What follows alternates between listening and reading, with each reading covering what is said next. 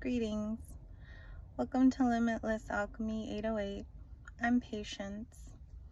I'd also like to say that I am magnetic, I am mystical, I am magical, I am the main event, I am the total package, and I am always chosen. Everybody here loves me. Everybody here prefers that I succeed. And also you too, for you are a mirror of me, and I am a mirror of you. I'm going to try to keep it a little short because I am wrapping up my lunch at the day job currently, and I just wanted to make sort of revision, add on to my last video about body dysmorphia and eating disorders, because there were some things that I mentioned that I didn't quite go into further, and then also I feel like I made my son sound like a jerk, which he's not.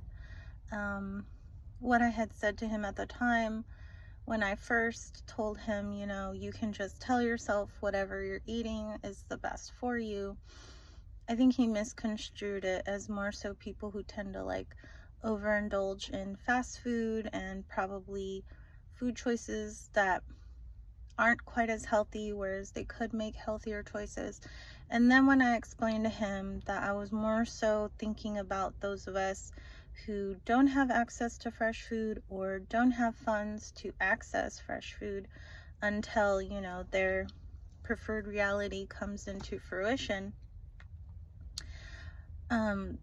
that was when it sort of became more considerable to him. He then was like, okay, I'm sorry for what I said, and I was like, oh yeah, of course, but I also wanted to talk about how seeing each other's energies rather than seeing bodies, because yes, we are doing that in the 5D, and I think a lot of times what we perceive ourselves to look like walking around day to day, you have this mental image in your mind of how you present to others. And so when you pass a mirror and that image may not be aligned with the image in your mind, that can definitely create body dysmorphia. And I feel that the images in our minds of how we perceive ourselves is our aura, is our astral imagery, right? Our astral representation. And it just brings to mind how, yes, I identify as a being who is pansexual, because to me it doesn't really matter what the other person's parts are. It's more so what their heart is, what their mind is, what their soul is, and that is what attracts me to them. Because I've been hit on by this one shop manager, the auto body place, the auto shop that I go to. Every time I go in, he's basically tried to roundabout ask me on dates. And when I first met him, he was looking for a sugar mama, and I'm just like, no, I have kids. But that I could still, I don't know, his energy just skeezed me, right? That didn't even have to come up. He didn't say it directly, it was his coworker that said it, but he didn't deny it. He just kind of sheepishly grinned, and I was just like, I don't know why you're telling me this. But the last time I went in, and he's gotten my number by trying to tell me that one of his mechanics wanted my number, and I was just like, well, I'm not really interested in dating people that at places that I frequent. Like, I don't date anyone at like coworkers. I don't ever date coworkers. I don't date anyone that I go to frequently, like an auto body shop, because should the relationship not work out, basically don't shit where you eat. So that's always been a very hard boundary for me. And he got my number. I declined him for the mechanic, but then he said, oh, can I have your number just in case, you know, you need to come to the shop early or something, or blah, blah, blah. And I knew what he was doing, but I was just like, sure, whatever. So the last time I went in for the 100,000 maintenance on my car, I had asked the kid that answered the phone what was the earliest that I could go in, and I think it was like 8:30 or 8 o'clock, something like that. And then after I hung up with the kid, I get a text from the shop manager saying, yes, I can be there at 7 a.m. I didn't talk to him. I didn't ask him anything. And so I didn't reply. I just ignored him. And when I went in to the shop, he couldn't look me in the eye. He kind of was just like, he said hi to me, but he was a little bit embarrassed, right? Because also the time before that I had went in, he was like, oh, you know, how some people just look at each other and then they like each other, even if maybe they didn't like each other before. And he's like, and I'm hoping that maybe you'll look at me in that way one day. And I just said, yeah, that happens to people all the time. But I didn't make any, because he was like, what was your first impression of me? He was like, oh, that you're looking for a sugar mama. And he's like, well, you know, I'm just hoping you see that I've done the work and everything. I mean, this guy, he's not conventionally thin or handsome. He's older than me. I'm 40. He's older than, in human years, of course. And he's older than me. He also has he has adult children, which is neither here nor there, but it's like, he's just not attractive. There is a guy at my work who I will not ever approach or anything, because again, hard boundary, don't shit where you eat. But there is a guy at my work that he's overweight, but there's just something about him. There's something about him that I look at him every time I drive by. If he's walking up to the building, I'm just like, wow, he's really handsome. Like, he's so attractive. And I have no idea what his name is. I have no idea, you know, what his life looks like. I mean, I do have a sense of how he is, who he is, just from inner knowing, of course. And I just find that so interesting, just because, again, beauty is in the eye of the beholder. And as me being someone who sees other people's energies, even people, those of us who are conventionally attractive, conventionally pretty, conventionally handsome by, you know, rudimentary standards, or I wouldn't even call them rudimentary, superficial standards, I sometimes don't agree with others. I don't find them attractive. Like, what would be, I mean, whoever you could think of. Like, my absolute ideal is Paul Rudd, which may not be the same for everybody. Like, sometimes he does look kind of doofy and goofy, but I don't know, there's just something about him. Maybe because I thought he was cute since I was a kid, watching him in Clueless, which is weird because he's an adult. Which is also weird because the way Clueless ends. But anyways, we know everything about Hollywood and what many of people's infatuations are about. But I'm not going to go into it because that's a different topic, which I do want to say thank you for indulging me and keeping up with me. Because I have ADHD, I should probably script my videos, but I don't like to do that, in the sense that then I'm going to revise it. I'm going to keep saying to myself that it's not good enough, that I should say this, I should say that, blah blah blah.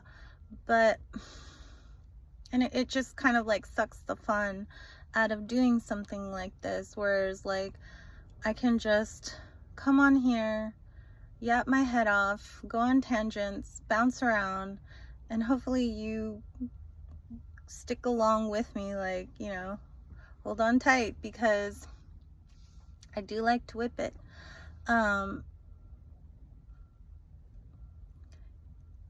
Then I can make more videos, like I was saying earlier, again, and revise and add and whatever, and just put myself out there, you know, just go off the cuff and see what comes up.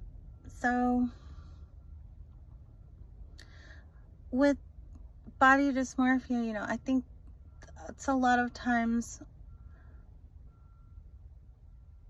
how, you know, trans people feel, how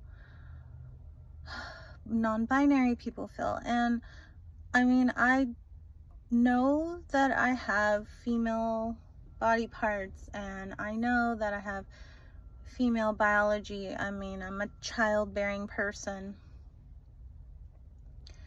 but there's a lot of times I don't necessarily feel like a woman. And I was thinking about that the other day, 11:55, as I just said that. Thank you, universe. I feel as though that the reason I don't feel like a woman is because since childhood I was put into a masculine sort of standpoint, where, you know, my mother, she relied on me for a lot of emotional support throughout her relationships and raising her children, my younger sisters. And that sort of, I always had to take action. I always had to problem solve. I always had to be the go-getter in a lot of things. And it wasn't until I moved with my dad that I was able to be someone to receive and just have things taken care of and not worry so much about the outcomes of things.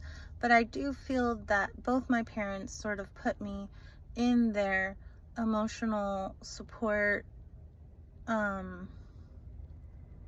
partner, as emotional support partner. Like, I was their emotional support pet, because both of them saw the qualities that they loved about each other in me.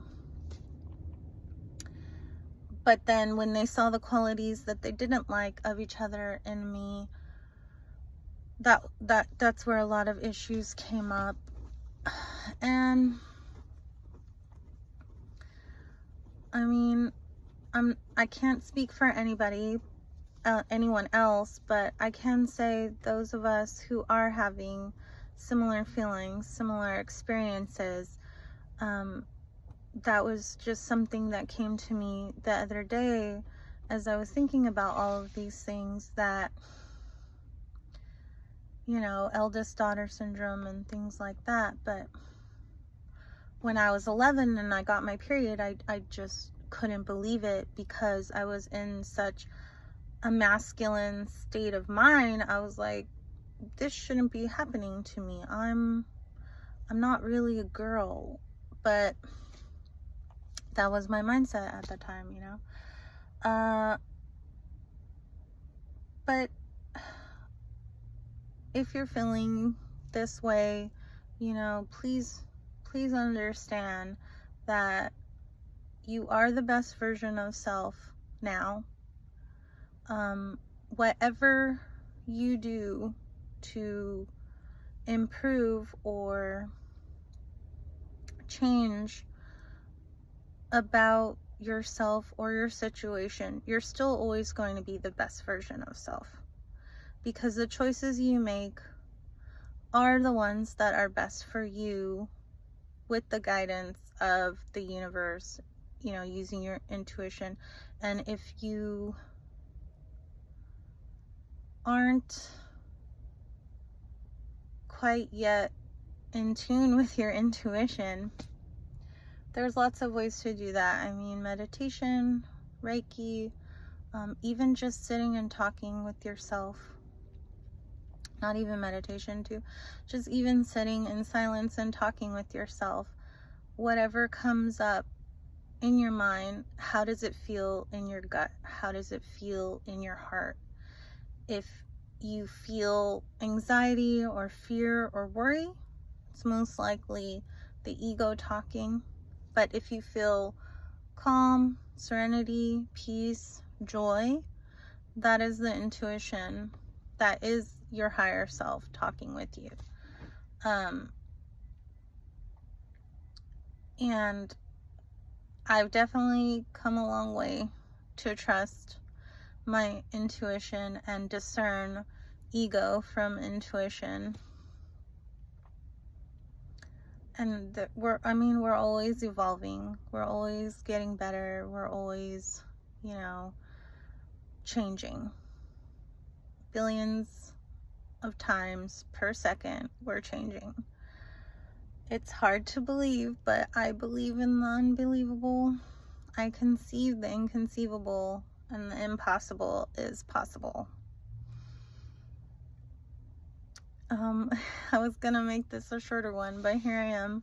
It's already 17 minutes, and I should probably get back, but I wanted to make this video now because I was eating lunch, and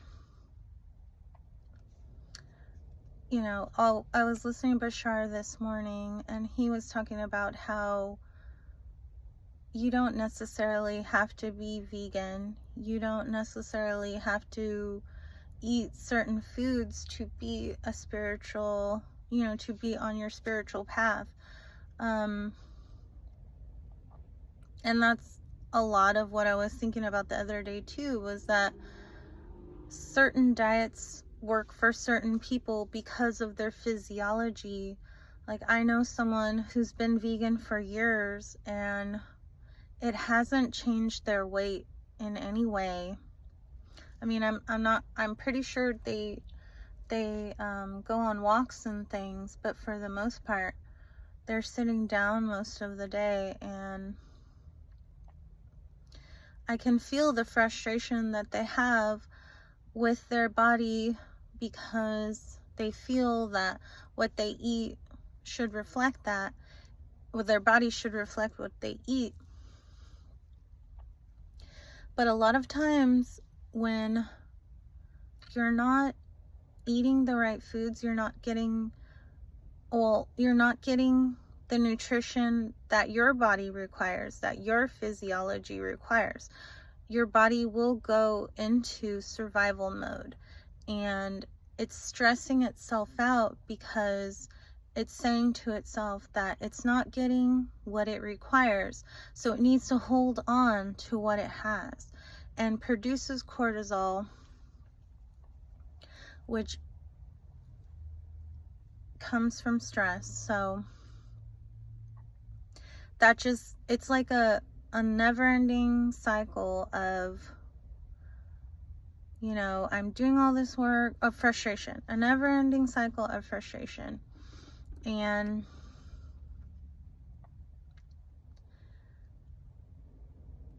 it, you know, if you just pay attention to how you feel after you eat something, you know, are you energized? Are you tired? It could also be a lot of other factors too going on. Getting enough sleep, enough hydration.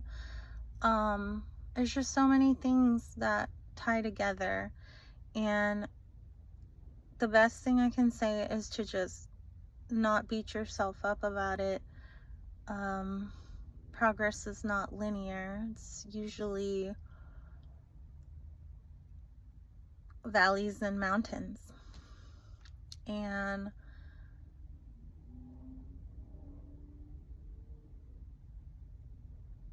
each way is the right way. So it doesn't matter how long it takes you to get there. What matters is that you get there. But I really pray that this video comes across your timeline in the most beautiful moment and gives you insight, support, love, and so much more. And I'll see you in the next one. I love you so much.